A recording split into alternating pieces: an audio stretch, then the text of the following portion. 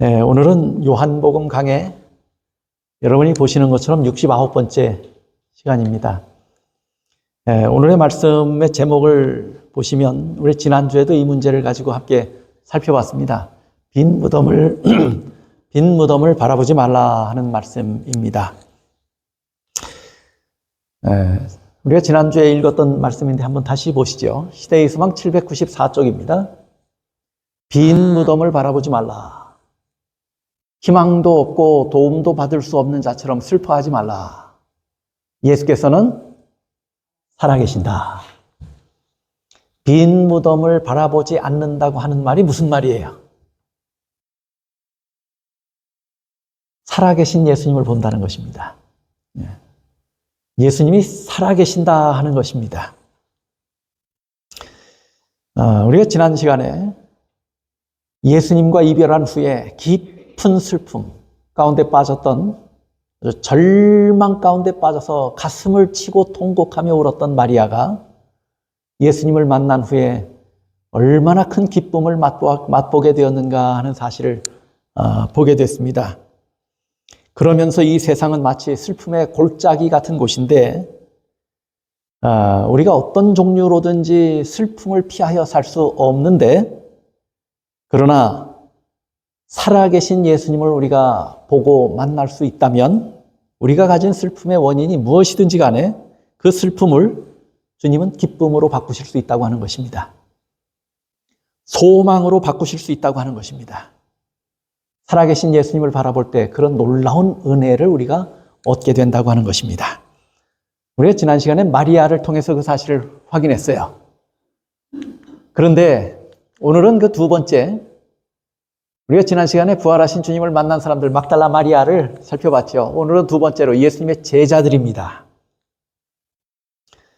예수를 잃은 제자들의 상태는 어땠을까요? 마리아는 어떤 상태에 있었는가? 한마디로 표현하자면 마리아는 슬픔 가운데 처했죠. 그러면 제자들에게는 슬픔이 없었을까요? 슬픔이 있었을 거예요. 그런데 제자들의 상태를 또 한마디로 표현하라면 뭐라고 표현하시면 적당할까요?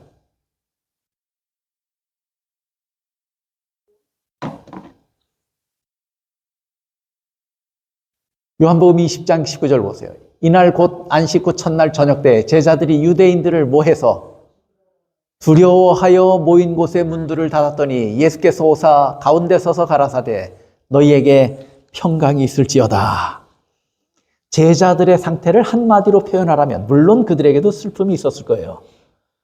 그러나 한마디로 제자들의 모습을 표현하라면 저는 슬픔보다도 뭐라고 표현하고 싶은가 하면, 왜냐하면 성경은 제자들의 슬픔보다는 뭘 더 다뤘어요? 두려움을 이야기하고 있어요. 그래서 제자들의 상태를 한마디로 표현하라면, 예수를 잃은 제자들의 상태를 한마디로 표현하라면 두려움이라고 표현하고 싶습니다. 두려워서 뭐 했다고 그랬어요? 두려워서 숨었어요. 그리고 문을 굳게 닫았습니다. 한번 생각해 보십시오. 예수께서 말씀하시면 수천 명씩 예수님 주변에 사람들이 몰려들었을 때 제자들은 어땠을까요? 보리떡과 물고기를 나누어 주는데 계속해서 떼 나누어 줘도 자기 품 안에 있는 광주리에 떡이나 물고기가 줄어요, 안 줄어요? 나누어 줬는데, 떡을 떼서 나누어 줬는데 다시 보니까 그대로 있어요. 또 떡을 떼서 나누어 줬는데 또 광주리를 보면 그대로 있어요. 그게 예수님의 품 안에 있는 광주리가 아니고 누구 품에 있는 광주리가? 내 품에 있는 광주리가. 그런 걸 저나 여러분이 경험하신다면 얼마나 놀라운 일이에요. 그런데 그렇게 된 것은 누구 때문이었어요? 예수님 때문이었어요. 예수님이 축사하시고 난 다음에 그런 일이 벌어졌어요. 그렇죠? 그런 일들이 자기가 나누어 줄 때 또 불어나고 나누어 줄 때 또 불어나고 했을 때 제자들의 상태가 어땠을까요? 두려움의 흔적이 그들에게 있습니까? 없습니까? 신이 났을 거예요. 콧노래를 부르며 했을 것이에요. 그들의 얼굴에는 기쁨으로 가득했을 것이에요. 웃음이 만면에 퍼져 있었을 거예요. 또 죽은 자를 살리시는 모습을 예수님의 제자들은 직접 가까운 거리에서 봤어요. 죽은 자가 걸어 나왔을 때 이것이 진짜인지 아닌지 궁금해서 만져봤을까요? 아마도 만져봤을 거예요. 그때 제자들의 마음은 어땠을까요? 사람들이 환호하며 군중이 몰려들고 예수를 유대의 왕으로 세워야 되겠다고 소리 지르고 기세등등 했을 때 제자들의 마음은 어땠을까요?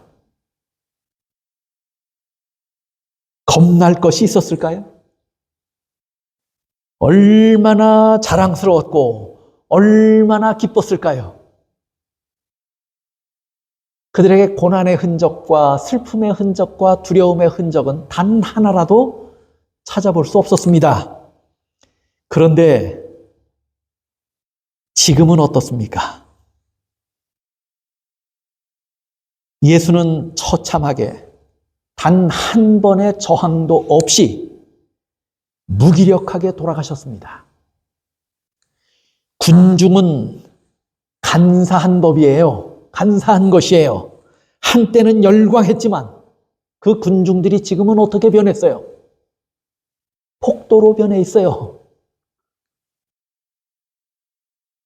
지금 예수님의 제자들은 험악한 분위기 가운데서 자칫 내 생명조차도 안전할 수 없다고 하는 생각에 사로잡히게 되니까 극도의 불안 가운데 빠지게 됩니까? 공포에 휩싸이게 됩니까? 지금 제자들의 상태는 선생을 잃은 슬픔도 슬픔이지만 자신의 생명이 위태롭게 된 상황 앞에서 극도의 불안과 공포를 느끼고 있는 것입니다. 마치 마리아가 예수님을 잃었을 때 예수님을 사랑했던 깊이만큼 깊은 슬픔에 빠졌던 마리아의 모습처럼 제자들은 제자들의 낙담과 절망과 공포는 그만큼 깊은 것이었어요. 그런데 시대의 소망에 보니까 그 사실을 이렇게 설명했어요. 시대의 소망 794쪽에 재난에 잇따라 또 재난이 밀려오는 것처럼 보였다. 예수님을 잃어버린 것도 재난이에요, 그들에게. 근데 그것도 재난인데 또 다른 재난이 밀려오는 것처럼 느꼈어요. 보였어요. 그것이 눈에 보이는 거예요. 그들은 주일 중 6째 날에 저들의 주님이 운명하시는 것을 보았고 그 다음 주 첫째 날에 주의 시체가 없어진 것을 발견했다. 그뿐 아니라 그들은 백성들을 속이려고 그분의 시체를 도적질해 갔다는 비난을 받았다. 그들은 자기들에게 불리하게 퍼져나가는 거짓된 증언조차도 수습할 길이 없었다. 그들은 제사장들의 증오와 백성들의 분노를 두려워하였다. 지금 슬퍼할 겨를이 있어요, 없어요? 제자들의 마음을 가득 채운 건 지금 뭐예요? 불안과 공포와 두려움이에요. 그들은 어려움에 봉착할 때마다 그들을 도와주시던 예수님의 임재를 간절히 사모하게 되었다. 예수님이 살아계실 때하고 예수님이 돌아가셨을 때의 상황이 지금 같아요, 달라요? 이렇게 천천양지차예요. 그 예수님을 잃고 나니까 그 슬픔보다도 내가 지금 큰 위기 가운데 처했는데 예수님이 살아계셨을 때는 언제든지 우리가 어떤 위험이나 위기에 처하든지 손을 뻗으면 예수님이 뭐 했어요? 그 손을 잡아주셨어요. 공포 가운데 있으면 오셔서 평안할지어다 말씀하셨어요. 그리고 예수님은 제자들의 두려움을 수습하는 일에 예수님께서는 늘 도와주셔서 예수님이 살아계실 때는 문제가 있어도 두려웠어요? 두렵지 않았어요? 두렵지 않을 수 있었단 말이에요. 그러나 지금은 상황이 달라진 것입니다. 예수님은 돌아가신 것이에요. 안 계셔요. 제자들에게 찾아온 가장 큰 변화는 뭐예요? 그들에게는 희망과 기쁨과 열심과 모든 것들이 다 뭘로 변한 거예요? 한순간에. 좌절과 절망과 두려움으로 변해버리고 만 것입니다. 예수님이 살아계실 때와 예수님이 살아계시지 않을 때의 차이가 이렇다고 하는 거예요.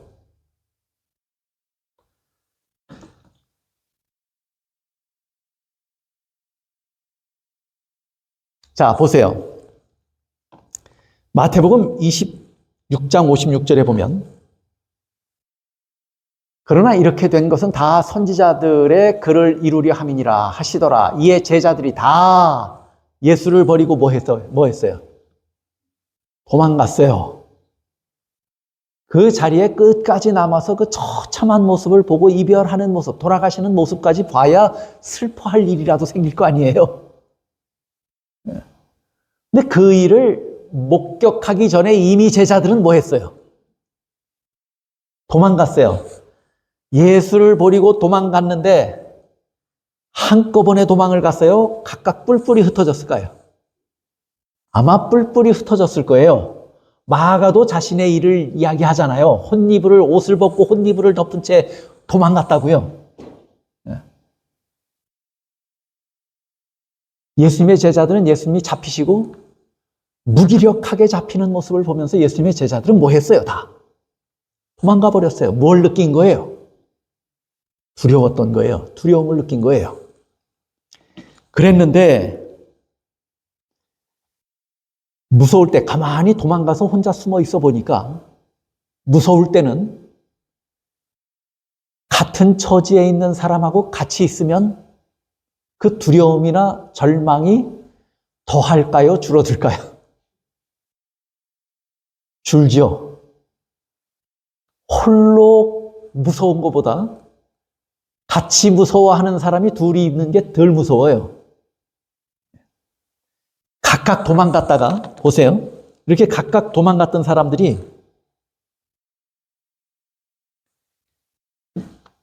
아까 요한복음 20장에 보니까 각각 도망갔던 사람들이 지금은 뭐 하고 있어요? 다 모여서 다락방에 가서 숨어서 문을 뭐 했다고 그랬어요? 굳게 닫았다고 그랬어요. 처음엔 무서워서 뿔뿔이 다 각각 흩어져 도망갔다가 혼자 있으니까 더 무서워요. 그 아마 제자들이 서로 소문하고 찾아서 뭐 했을까요?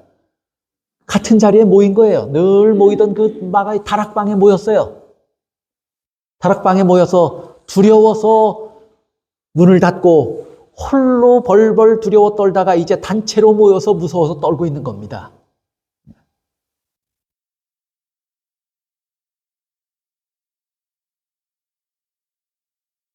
그런데 이때 누가 나타나셨냐면 예수님께서 나타나신 거예요. 예수님께서 나타나셔서 다 문을 걸어 잠그고 무서워 떨고 있는데 그곳에 나타나셨어요. 예수님의 제자들이 부활하여 나타나신 예수님의 모습을 봅니까? 안 봅니까? 저는 말로 여러 번 들었어요. 근데 믿었어요? 안 믿었어요? 여러분이 한 번 보신 것이 아니에요. 요한복음 보시면서 얘기했는데 제자들이 안 믿었다고 하는 얘기가 반복해서 기록이 돼 있어요. 그런데 자기 눈앞에 부활하여 나타나신 예수님의 모습을 본 순간 제자들은 어땠어요? 그 순간 다시 어떻게 했어요? 두려움이 어떻게 됐어요 또? 마치 마리아가 살아계신 예수님의 음성을 듣고 예수님이 살아나셨다는 것을 확인한 후에는 얼마나 기뻤는지 여러분이 기억하실 거예요. 예수님이 돌아가셨던 것조차도 잃어버릴 만큼 기뻐했다고 그랬어요. 근데 그런 깊은 좌절과 절망과 두려움 가운데 다 같이 모여서 문을 걸어 잠그고 벌벌 떨고 있던 제자들이 예수님께서 살아서 자기들 앞에 서 계신 모습을 본 순간 또 이 제자들의 모습은 어떻게 변한 거예요? 여전히 그들 얼굴에 두려운 빛이 있을까요? 살아계신 예수님을 만난 제자들이 어떻게 변했습니까? 이제는 너희가 십자가에 못 박아 죽인 그 예수가 부활하셨다고 사람들 앞에 나타나서 담대히 증거합니까? 안 합니까? 그 모습에서 두려워하는 제자들의 모습을 단 하나라도 찾아볼 수 있습니까? 세상의 이목이나 세상의 피해, 박해를 제자들이 무서워합니까, 지금? 살아나신 예수님을 발견한 순간, 살아계신 예수님을 만난 순간, 모든 두려움과 모든 공포가, 모든 낙심과 절망이 일순간에 사라져 버렸습니다. 예수님께서 오셔서 뭐라고 말씀하셔요? 너희에게 평강이 있을지어다. 그 말을 들은 순간, 그 이후부터 제자들의 마음이 어떻게 된 거예요? 평화가 찾아온 것이에요. 두려움은 다 사라지고 절망도, 좌절도, 낙담도, 공포도 다 사라져버리고 살아계신 예수님을 만난 순간 평화를 맛보게 된 겁니다. 그리고 담대해집니다. 그리고 이제는 내 목숨까지라도 아끼지 아니하고 내놓겠다고 결심하고 밖에 사람들이 변한 건 하나도 없었어요. 그럼에도 불구하고 제자들은 예수님이 살아나셨다고 나가서 그들에게 뭐해요? 큰 소리로 증거하는 것입니다. 한 미국인 상담가가 미국의 20대 젊은 사람들을 상대로 상담을 하면서 통계를 냈어요.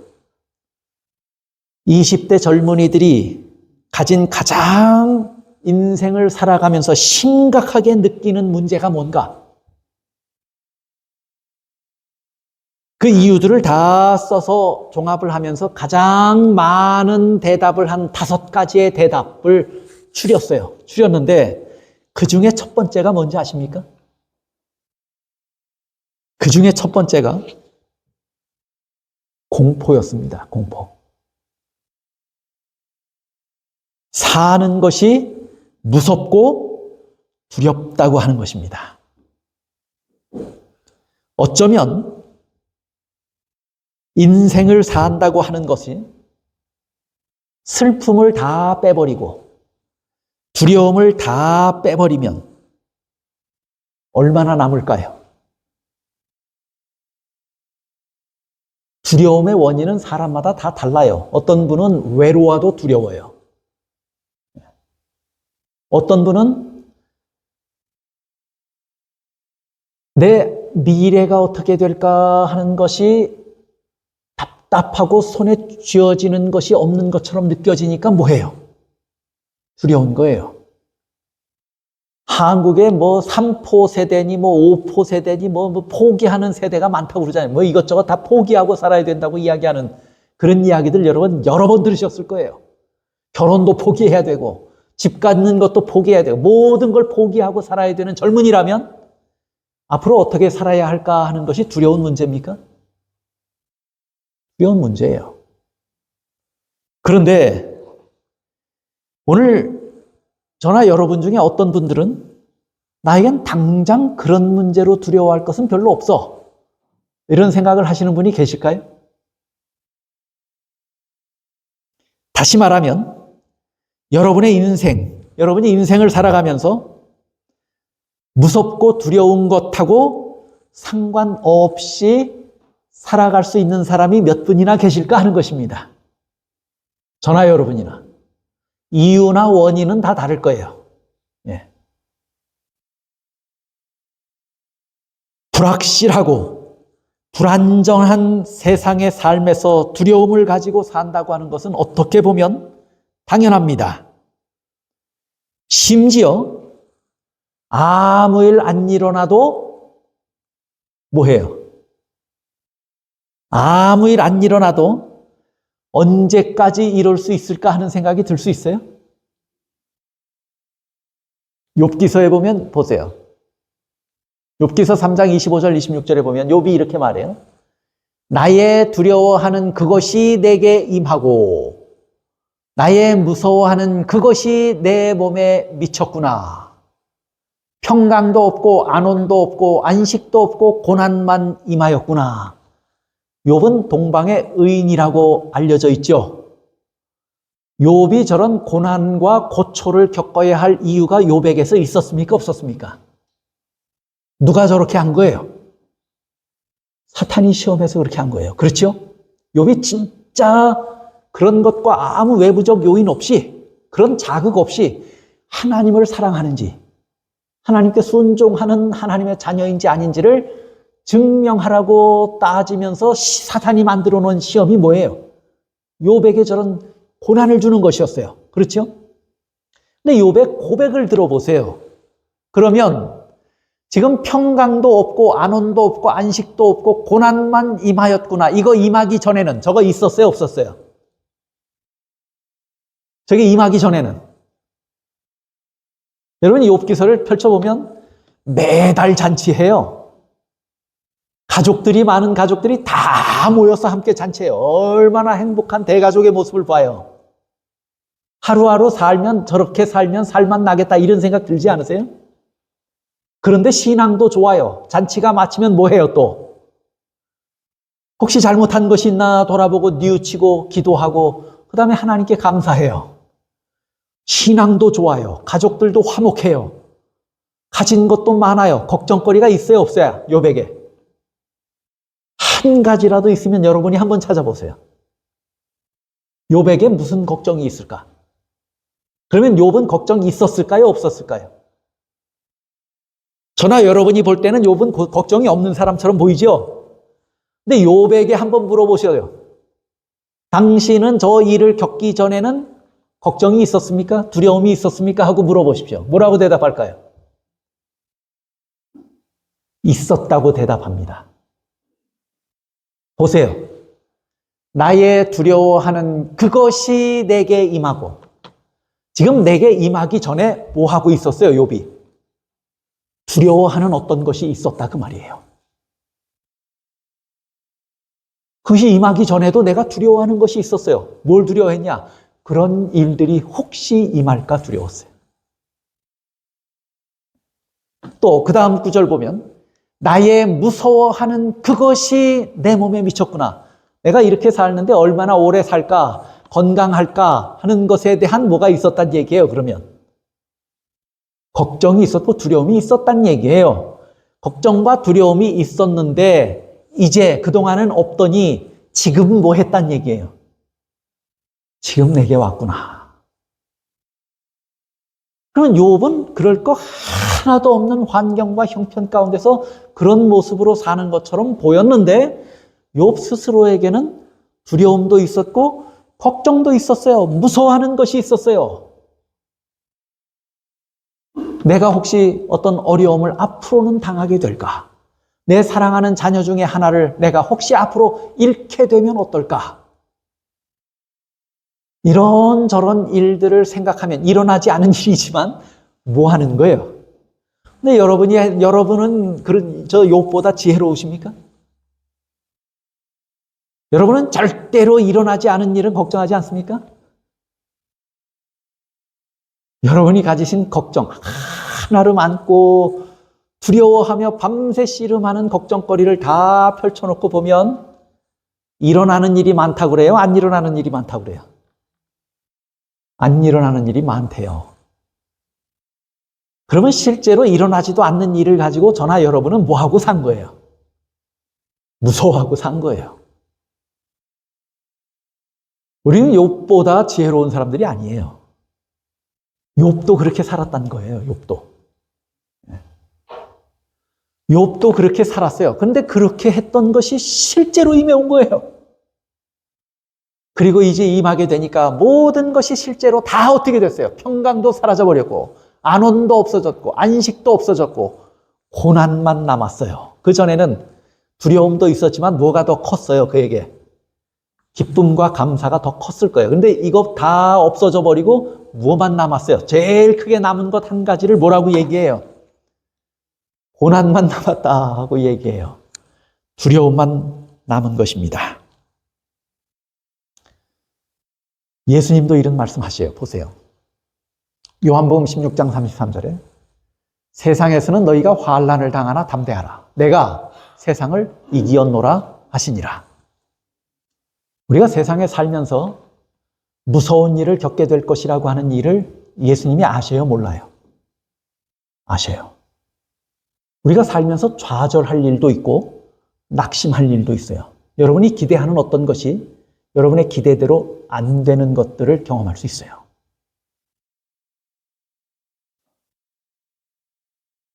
아주 비참하게 살아가는 사람들의 모습을 봅니다. 전쟁터에서 살아가는 사람들의 모습을 봅니다. 그들의 부모는 또 그 일이 일어나기 전에는 그들이 그런 것을 기대하며 살았을까요? 한국의 뉴스를 보니까 참 감동적인 뉴스를 하나 제가 봤어요. 한 아버지가 한국을 종단해서 걸었어요. 아버지가. 이 배낭을 짊어지고 배낭 위에 큰 팻말을 하나 꽂은 다음에 그 다음에 우리나라 남쪽 끝에서 북쪽 끝까지 걸어 올라온 겁니다. 그 아버지가 왜 그렇게 걸었냐면 그에게 딸이 하나 있는데 그 딸아이가 점점 뭐가 없어져 가냐면 근육이 없어져 가요. 희귀병이고 난치병이에요. 세계적으로 그 병에 걸리면 30살 겨우 살면 죽습니다. 더 이상 산다고 하는 것은 기적 같은 일이에요. 지금으로선. 근데 그것도 그렇게 살려내기 위해서는 수십억의 치료비가 필요해요. 한국엔 치료하는 방법이 없어요. 약이 없어요. 미국에서 다 가져와서 해야 되는데 보험 없이 다 미국에서 약을 사다가 하려면 수십억이 한 30억, 40억이 필요한 모양이에요. 본인에겐 그 돈이 없어요. 근데 그 아이를 이 아버지는 살려야 되겠어요. 그래서 어떻게든지 치료해주고 싶은데 돈은 없고 그를 30억, 40억 되는 거라 그 약이라도 사서 자기 딸아이에게 먹이고 싶은데 돈은 없으니까 우리 딸아이를 살려달라고 팻말을 써붙여놓고 걸은 거예요. 한국의 남쪽 끝에서 북쪽 끝까지. 그걸 보면서 어떤 사람들은 같이 걸어요. 어떤 사람들은 계좌에 돈을 넣어줘요. 지금 10몇 억이 거쳤대요. 이 아버지는 딸아이가 처음 태어났을 때 얼마나 그 가정의 기쁨이고 행복이었을까요? 하루 종일 수고하고 땀 흘려도 집에 돌아오면 방 끝없는 아이의 모습을 볼 때 세상 다 가진 것 같은 기쁨이었어요. 그 딸에 대한 아버지의 기대는 뭐였을까요? 이 아이가 지금 이 웃음 잃지 않고 건강하게 자라서 기쁘게 세상을 살아갈 것을 아버지는 기대할까요? 안 할까요? 기대해요. 그 아버지만의 기대가 아니에요. 이 보편적인 기대예요. 모두의 기대예요. 여러분의 자녀나 여러분의 손자녀들에 대한 기대가 그런 기대가 없습니까?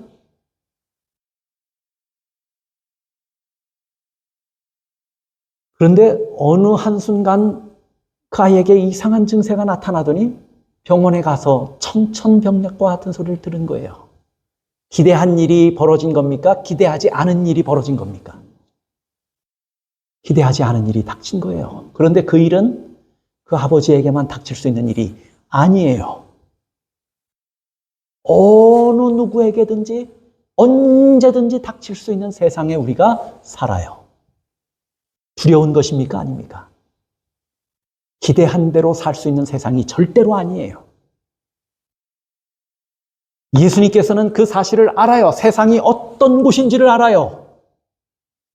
그래서 뭐라고 말씀하시냐면 세상에서 우리가 살면 뭘 당해요? 환난을 당한다고 말씀했어요.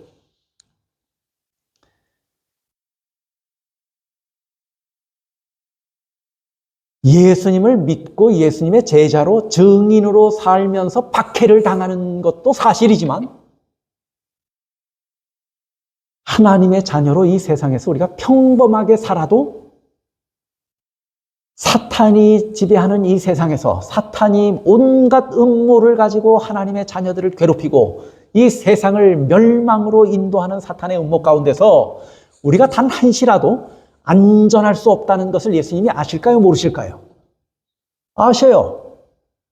그래서 예수님의 제자들이 나가서 예수님의 제자로 증인으로 살 때 환난을 당한다고도 말씀하신 것이지만 우리가 이 세상에 몸담고 사는 날 동안 반드시 피해갈 수 없는 일이라고 예수님은 말씀하신 거예요.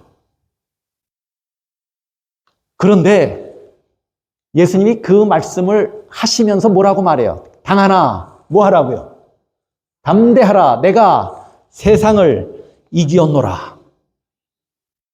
지금 제자들에게 있어서 제자들이 두려워했던 이유는 뭡니까? 도움의 손길을 뻗었는데 그 손이 닿을 곳에 예수님이 계시다는 거예요? 안 계시다는 거예요? 돌아가셔서 안 계시다는 거예요. 그것 때문에 두려운 거예요. 그런데 예수님이 살아계셔서 손을 뻗어서 도움을 청하면 예수님께서 그 필요가 무엇인지 아시고 도와주시겠다고 약속하시고 말씀하시고 실제로 도와주신다면 두려워할 일이에요? 아니에요? 아니에요.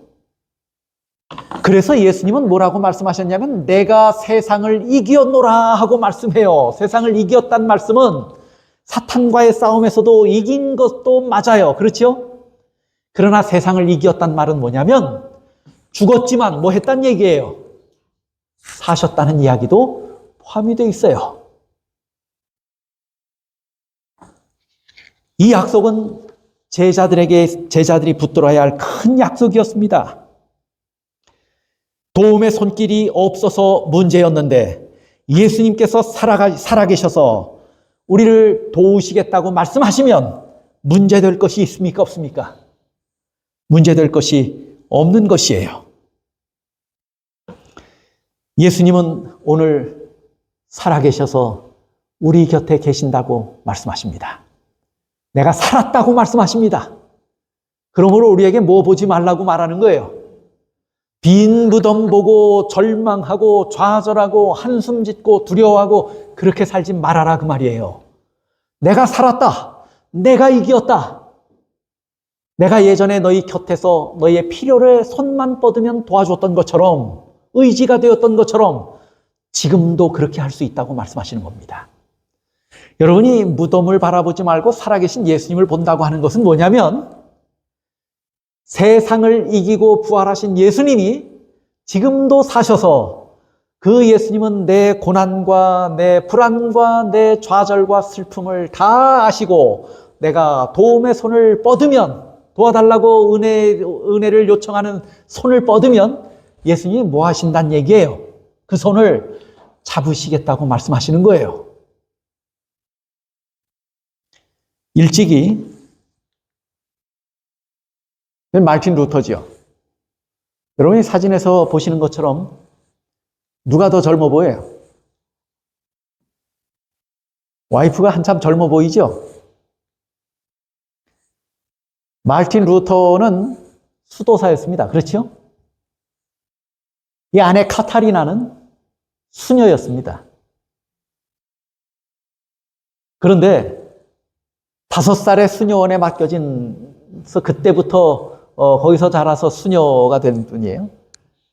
그런데 이 사람이 마르틴 루터하고 결혼할 나이는 26살이에요. 그때 이미 마르틴 루터는 40대였어요. 그러니까 여러분이 보시는 것처럼 좀 맞아요, 저 사진이. 우리가 보통 저렇게 나이가 어리면 철도 좀 덜 들었고 지혜도 좀 덜하고 그렇게 느껴지죠. 근데 어린 나이에 수녀원에 맡겨져서 거기서부터 예수님, 하나님에 대해서 배우고 여러 어른들로부터 지혜의 교훈들을 들으면서 이 카타리나가 자랐어요.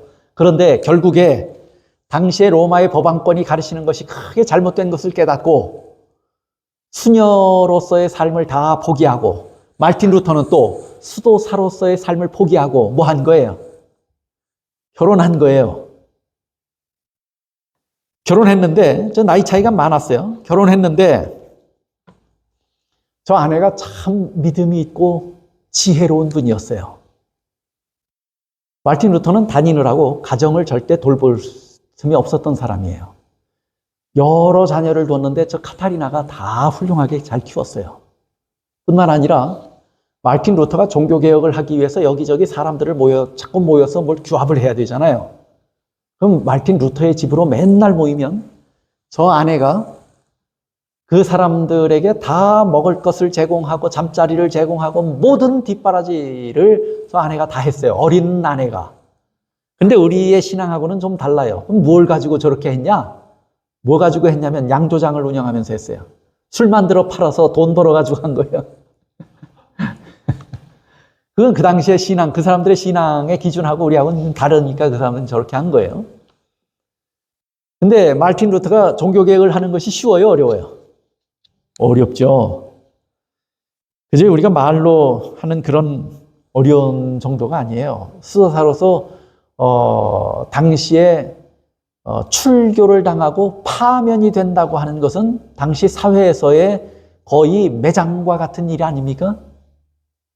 근데 로마의 법왕권으로부터 그런 일을 당했어요.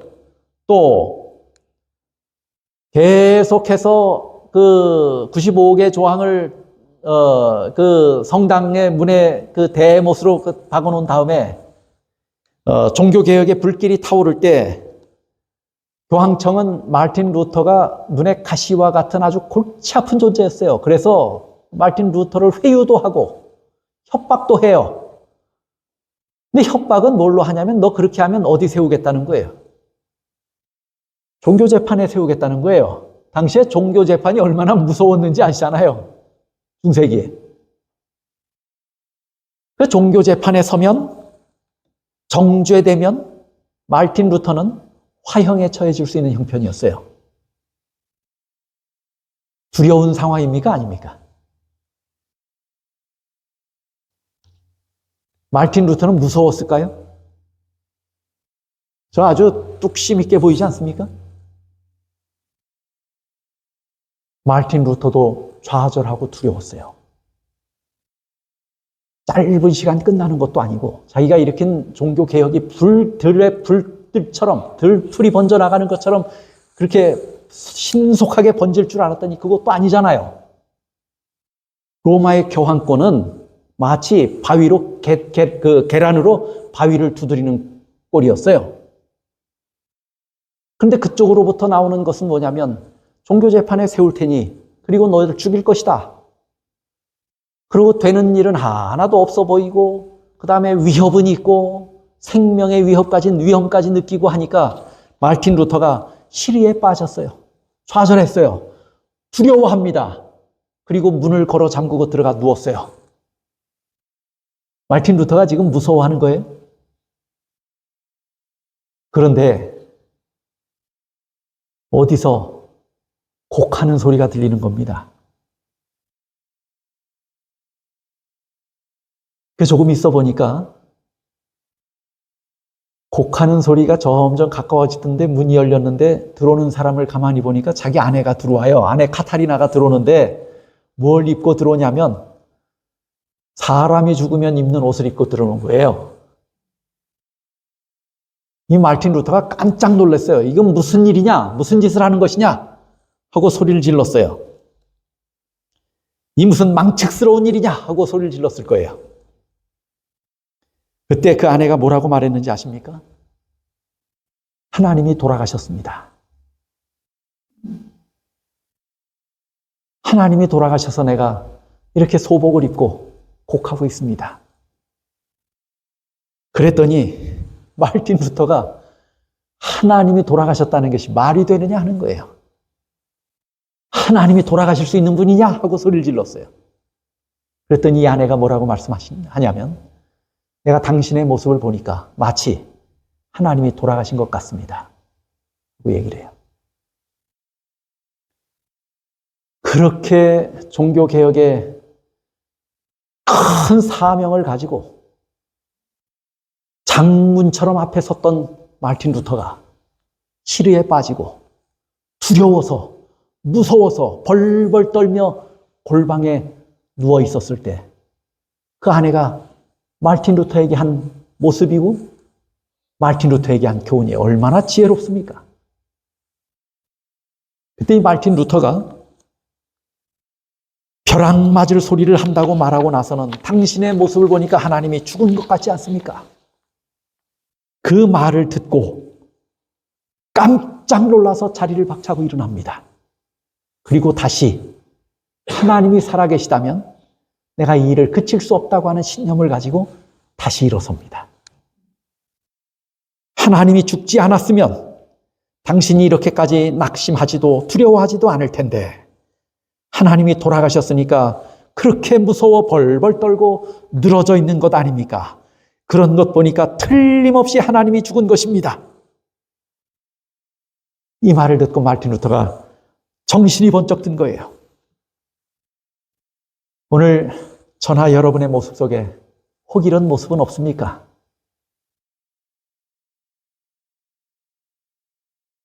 예수님께서 무덤을 이기시고 일어나셔서 부활하신 예수님께서 살아나신 예수님께서 지금도 살아계셔서 오늘 우리 앞에 오셔서 샬롬 하고 말씀하십니다.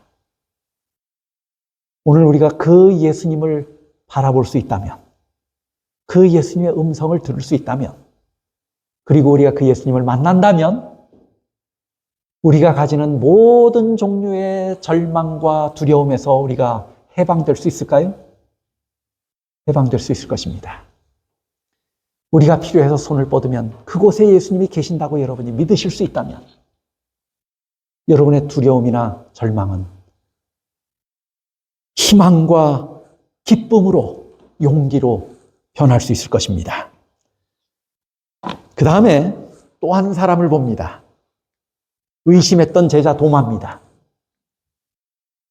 여러분이 주보에 보면 지난주부터 실렸어요. 주보에 보시면 요한복음 20장 24절부터 28절의 말씀이 기록되어 있습니다.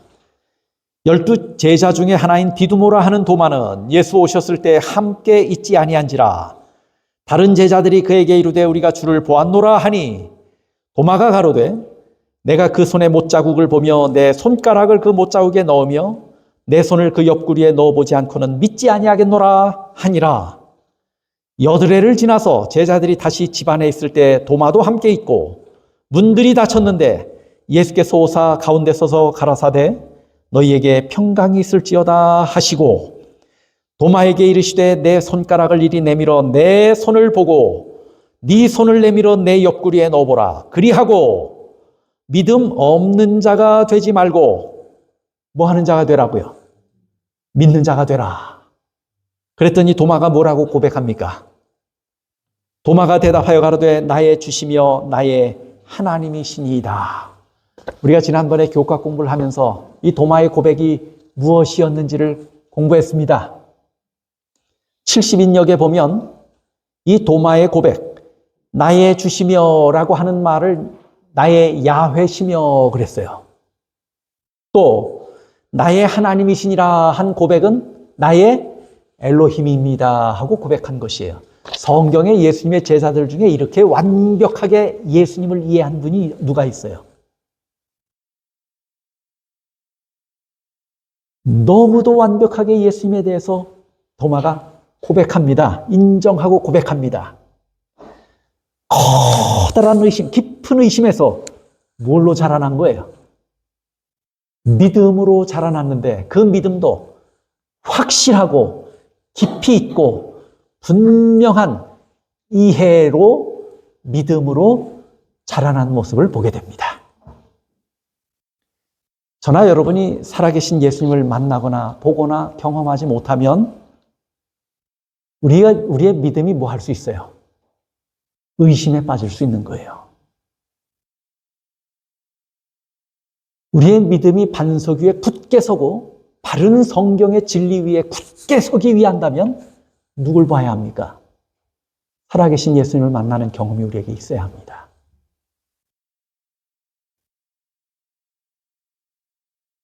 요한은 내가 예수를 직접 눈으로 보지 못하는 한 믿을 수 없다고 이야기했지만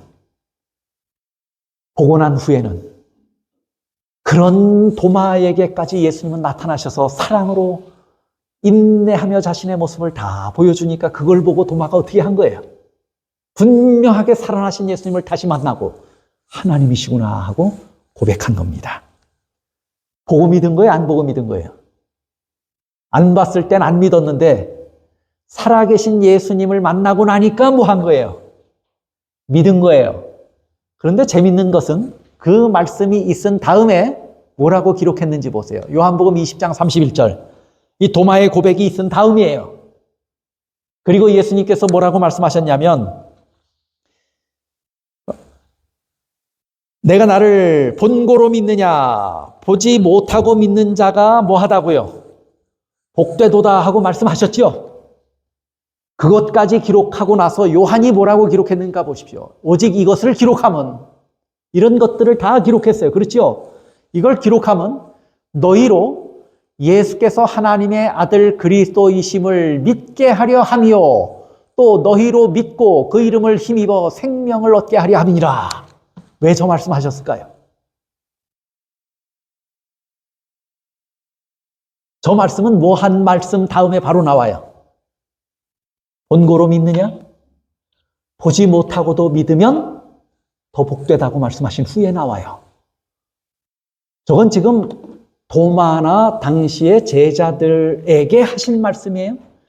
그들에게 국한된 말씀이에요? 아니에요. 저 말씀을 제대로 들어야 할 사람은 지금 오늘 우리예요. 왜냐하면 예수님이 하신 말씀처럼 우리는 지금 누굴 보지 않고 믿어야 돼요. 예수님을 보지 않고 예수님을 믿어야 하는 세대에 살아요. 그렇죠?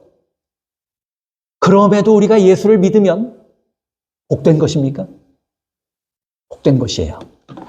그렇게 될 수많은 후대의 사람들이 존재하게 될 것 때문에 이것을 기록했어요. 보지 못하고도 믿는 자들이 복되도다 하는 말씀을 기록한 거예요. 너희로 예수께서 하나님의 아들 그리스도이심을 믿게 하려 하며 뭐 하지 않고 보지 않았음에도. 오늘 누구에게 하신 말씀이에요?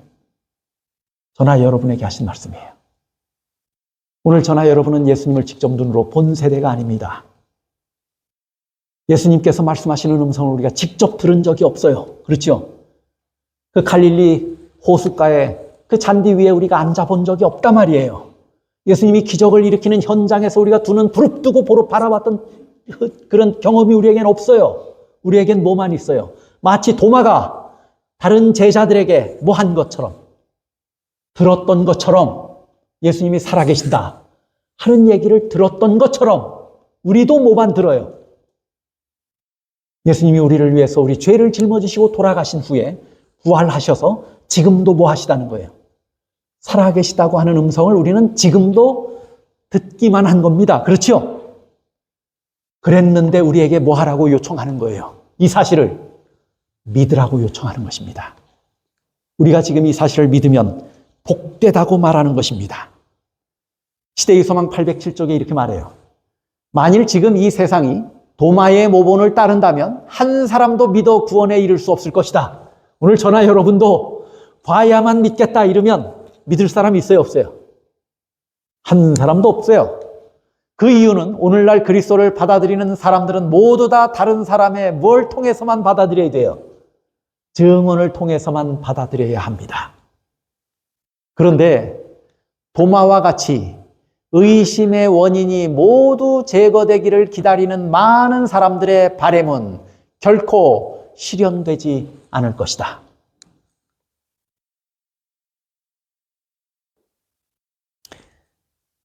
예수님의 살아계심을 우리는 본 적이 없습니다. 그러나 예수님이 살아나셨다고 하는 증언들을 듣습니다. 그 증언을 듣고 우리가 믿으면 우리는 보지 못하고도 뭐 하는 자들이 돼요? 믿는 자들이 되는 것입니다. 여러분, 사랑이라고 하는 것은 우리 눈에 보이는 것이 아니에요. 사랑을 본 적이 있어요? 하트 사진 찍으라고 그러면 다 이르죠. 사랑이 이렇게 생겼어요? 여러분이 보셔서 그렇게 하는 거예요?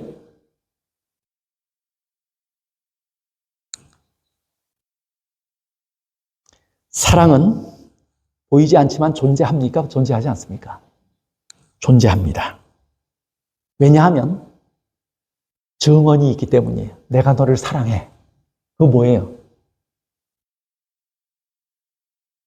권 집사님 사모님을 사랑해. 그런데 죄송합니다. 좀 그 비유가 조금 부적절할지도 모르겠는데 두 분이 어느 날 다투셨어요. 어떤 생각을 할 수 있냐면 사람 변했어, 저 사람. 그런데 아주 친한 친구가 있어서 가서 우리 사람이 변한 것 같아. 근데 그 사람이 아내의 이야기를 들어보니까 아내는 여전히 뭐해요? 사랑해요. 그러면 가서 권 집사님에게 권해. 아니야, 당신 아내는 지금도 당신을 얼마나 사랑하는지 몰라. 그러면 권 집사님은 그 얘기를 지금 뭐 한 거예요? 들은 거예요. 증언을 들었어요. 그럼 뭐 해야 될까요? 믿어야 돼요. 믿지 않는 순간 불행에 빠집니다. 보이지 않는 것이지만 증언이 있을 때 그것이 나의 유익을 위한 것이고 나의 영원한 생명을 위한 것이라면 믿으시기 바랍니다. 이 믿음, 우리는 보지 못하고 사는 세대에, 보지 못하고 믿는 세대에 살아요. 우리가 회의적인 사람으로 남아서는 생명이 우리에게 없습니다. 사랑은 눈에 보이지 않지만 증거가 있기 때문에 우리는 그 사실을 받아들입니다. 그리고 그 사실을 믿을 때 행복합니다. 예수님의 살아계심에 대한 수많은 증인들의 증언들을 우리가 들을 때 우리가 직접 보지 못했지만 의심하지 아니하고 그 사실을 여러분이 믿음으로 받아들이게 되시기를 바랍니다. 그리고 그 예수님은 지금도 살아계시다고 믿으시기 바랍니다. 살아계신 예수님께서는 저나 여러분의 음성을 들으실 것입니다. 저나 여러분이 부활하신 예수님, 살아계신 예수님을 만나면 슬픔과 외로움을 이길 수 있습니다. 두려움과 절망을 이길 수 있습니다. 의심과 회의를 이길 수 있습니다. 우리에게 기쁨이 오고 희망이 오고 용기가 오고 믿음이 오게 될 것입니다. 말씀을 마치겠습니다.